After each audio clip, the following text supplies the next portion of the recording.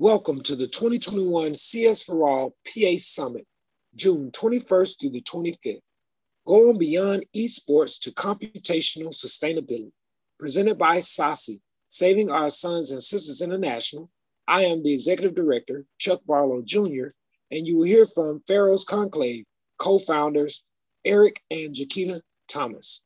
The CSforALL-PA Summit offers educators, leaders, and stakeholders the opportunity to share, discuss, and collaboratively develop tools, resources, and practices for CS learning experiences. The fourth annual summit specifically focuses on equitable serving historically underserved populations, including students with disabilities, English learners, and females. The theme for 2021 CS Celebrations honors how educators across the Commonwealth created, adapted, and expanded CS learning opportunities throughout the year of change. Computational Sustainability.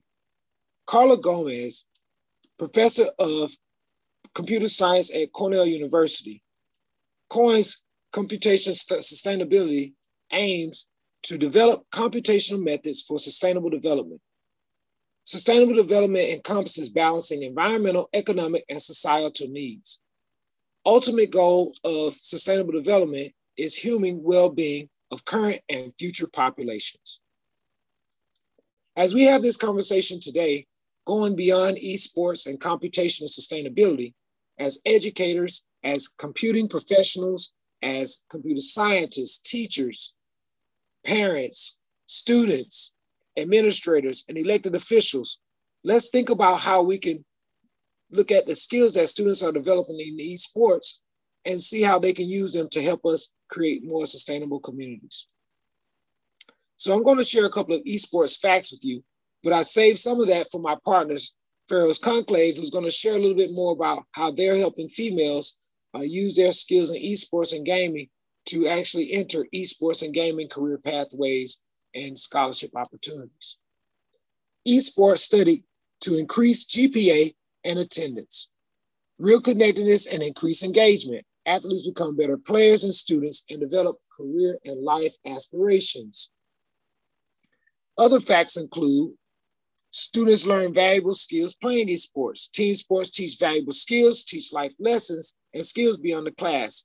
Parents, 70% net effects, positive effects on their children.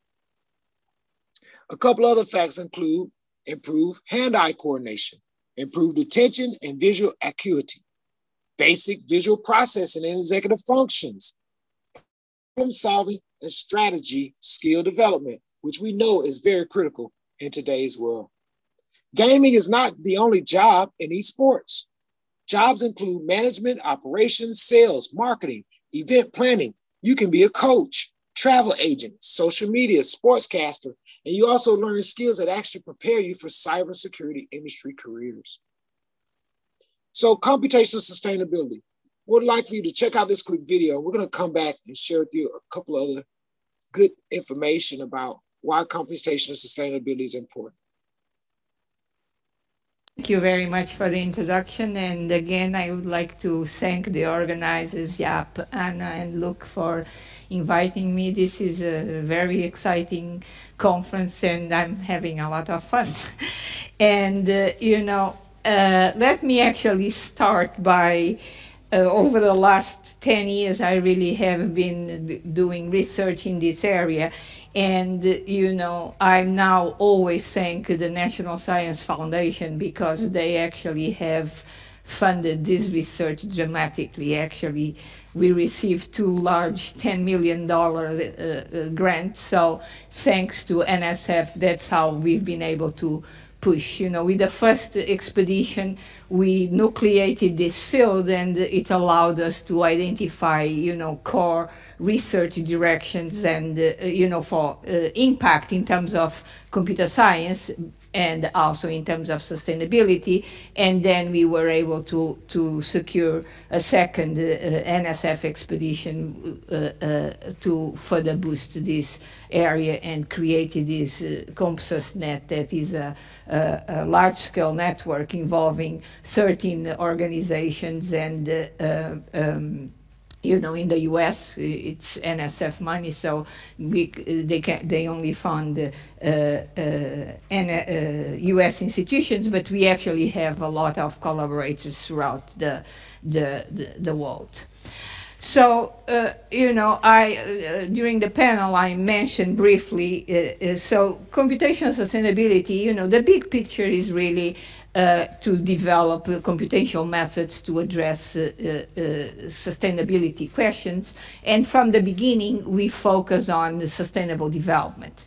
This was actually a notion introduced by the United Nations back in 1987, and they really raised the concerns about the state of the planet, but also really made the clear point that sustainability is not just about the environment or climate or energy, but it really encompasses balancing environmental, economic, and societal needs. So the ultimate goal of sustainable development is really human well-being.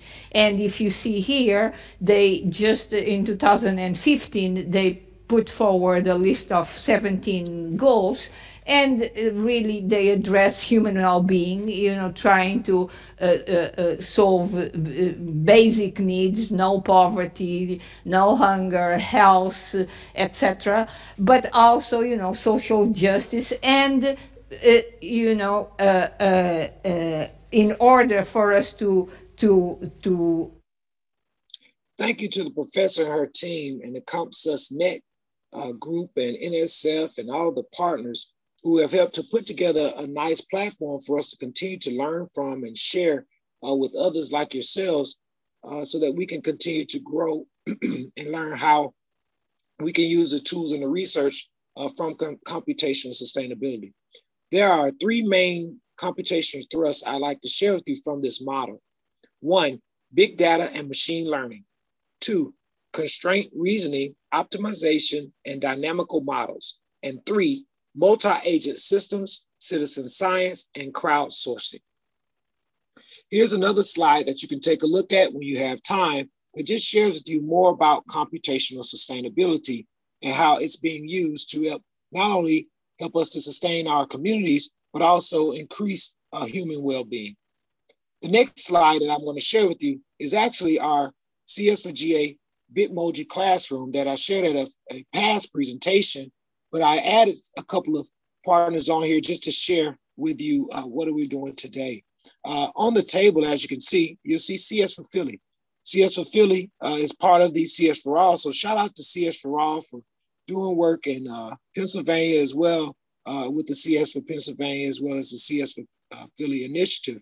And we have a couple partners there with Jonathan Lee and the Global Energy Initiative, LLC, as well as AI Nautics, which is a drone organization that are working with young groups, young teens and individuals in our communities in Pennsylvania as well. So I'd like for you all to check them out as well if you have a chance to visit our Bitmoji classroom.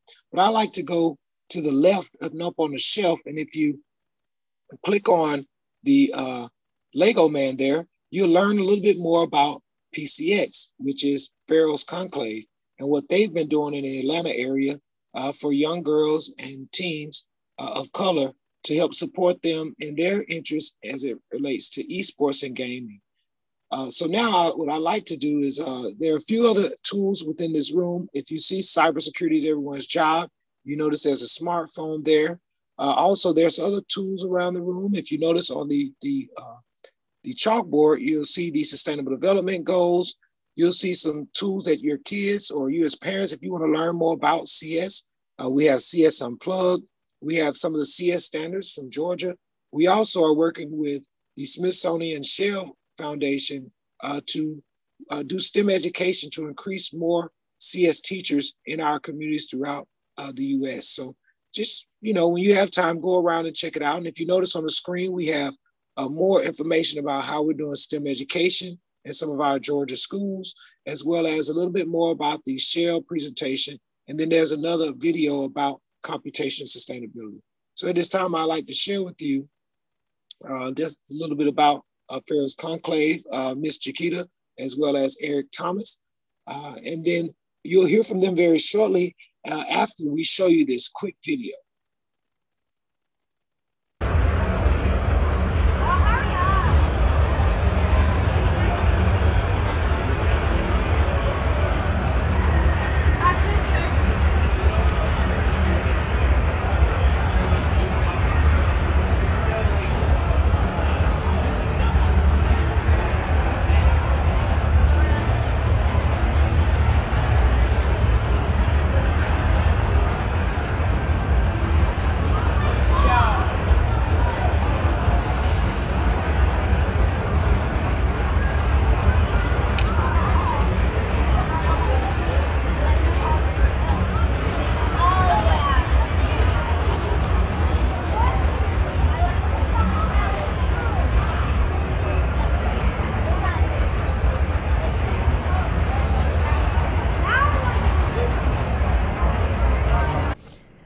Hello, and thank you so much for the opportunity to share with you this morning. My name is Dr. Chiquita Thomas, and my co-founder Eric Thomas and I are co-founders of Pharaohs Conclave. We prepare youth for careers in the eSports and video gaming industries. So my love for video games and my co-founder's love for video games both started when we were children. For me, it all started in the second grade. I was 7 years old, sitting in my school's computer lab playing games like Oregon Trail and Where in the World is Carmen Sandiego. My co-founder also loved those games, but he also had an Intellivision at home and loved playing games like Pitfall and Frogger. For me, that passion for gaming and that love of technology led me to pursue and receive a Bachelor of Science degree in Computer and Information Science from Spelman College here in Atlanta, Georgia, where we're based. And it also led me to then pursue a PhD and receive a PhD in Computer Science from Georgia Tech, also here in Atlanta. For my co-founder, it led him to pursue a BS degree in construction science management with a specialization in civil engineering from Tuskegee University in Tuskegee, Alabama. Our love, though, of learning, as well as our love for gaming, both actually led us to become educators. My co-founder and husband was a math and science teacher here in Atlanta before he left the classroom to run Pharaohs Conclave full-time. And I am a college professor in higher ed in computer science and software engineering. So about 5 years ago, we were watching an episode of Real Sports with Bryant Gumbel, and in that episode, he was featuring some of the first colleges and universities that were offering scholarships in esports or competitive video gaming. But what was most compelling was a cutscene to a sold-out Staples Center with two competitors duking it out on a huge stage with everyone on the edge of their seats. And since that time in the United States, esports has only continued to grow. The industry generated over $1.5 billion worldwide last year, and it has a viewership that exceeds that of the Super Bowl, the NBA Finals, and the World Series combined. And with the advent of COVID-19, that viewership has only continued to grow. In the state of Georgia, as an example, the video game industry generated over 12,000 full-time jobs, and its employees earned over $201 million in 1 year alone. The average base salary for full-time employees in Georgia's video game industry was about $64,000, which is 23% higher than the median household income in Georgia. So the gaming industry is booming. It's a $150 billion industry. Black and brown youth consume games at a 73% rate. And black and brown people, however, make up less than 5% of the workforce that's building those games. The problem is that the industry has not invited and welcomed black and brown youth to find where they fit. It's not clear what career possibilities exist outside of playing games professionally. The images that they see of people who are working at the highest levels don't look like them. They can't see how to break in and how to navigate through. It's not clear how to get started. And what Black and brown youth miss out on is opportunities to marry their passion with their purpose, but they also miss out on really high-paying jobs and future careers that can help them to build generational wealth and transform their communities. So we'd like for you to meet Andrea Richmond. She came to us right after she graduated from high school, and she's an avid gamer who has an interest in computer science and game design, but she's always dreamt of becoming a shoutcaster. But like many of the Black and brown youth that we serve and that we work with, she didn't know how to get started. So we created a pipeline to show youth like her the way. It includes an online skills building platform, a league, and an apprenticeship program. We understand, because of our expertise and our experience in K through 12, as well as higher education, how young people learn best with technology. And 95% of the young people that we work with come from Black and brown communities. Our learning platform is online and it's STEM accredited, and it maps to Common Core standards, including CTAE, which means that our programs are eligible for Title I and Title III funding. As a result, young people build skills and capacity for different careers in gaming. They also gain certifications through digital badges. They build their professional networks and their portfolio in platform. Our eSports League creates a safe space for youth to compete, build their skills, and win championships. It also serves as a living lab, if you will. So if, for example, you have a young person who's interested in shoutcasting, which is akin to commentating for traditional sports, this is a person who calls the play-by-plays as gameplay is happening. If you have a young person, for example, who's interested in shoutcasting, they can actually cast for our league in a safe, scaffolded, supported environment, mentored by experts. We've already awarded over $50,000 in scholarships to graduating seniors from high schools all over Metro Atlanta to pursue their dreams in esports and video gaming. Our apprenticeship program connects youth to college, internship, and career experiences and opportunities, so youth can get on-the-job training and mentorship to ensure that they succeed in the gaming workforce. So let's return to Andrea Richmond, who you met just a few slides back. As a first-year student, she entered college majoring in computer science. Andrea developed her skills through our game design, shoutcasting, streaming, and comic book creation pathways, leveraging our online learning platform. Andrea not only shoutcasted for our league, as shown in the picture, but she also facilitated game design camps in the summer through our summer camp, mentored high school girls in game design during the academic year through our academic year program, and earned money doing all of these things to support herself while she matriculated through college. Once Andrea moved into the apprenticeship program, we paired her with opportunities to shoutcast and stream for other companies and organizations. For example, currently, Andrea is shoutcasting for 4 out of 5 of the historically Black college and university eSports leagues, who are also our partners that have started over the last year. And so based on her stellar skills, which she developed and honed in our program, Andrea is now getting requests from companies such as the eSports Business Summit to stream for their big events in Las Vegas. And she's also getting requests from brands to promote their products and services during her streams. She achieved her dream of becoming a professional shoutcaster, and our program provided the platform, the safe space, and the launching pad for her to do so. And she's not the only one. We've moved over 50 youth through this pipeline who are either currently in our apprenticeship program while also pursuing college degrees in gaming-related fields, or who have moved on to careers within their chosen pathway. This type of transformative impact does not happen quickly and cannot be microwaved. Instead, it takes deep, sustained engagement. Let's say you have a young child who's never met a game designer before. Our research and experience tells us that it takes about 2 years for a child to move from, oh, Black and brown people design games or organize tournaments, to therefore I can design games or organize tournaments.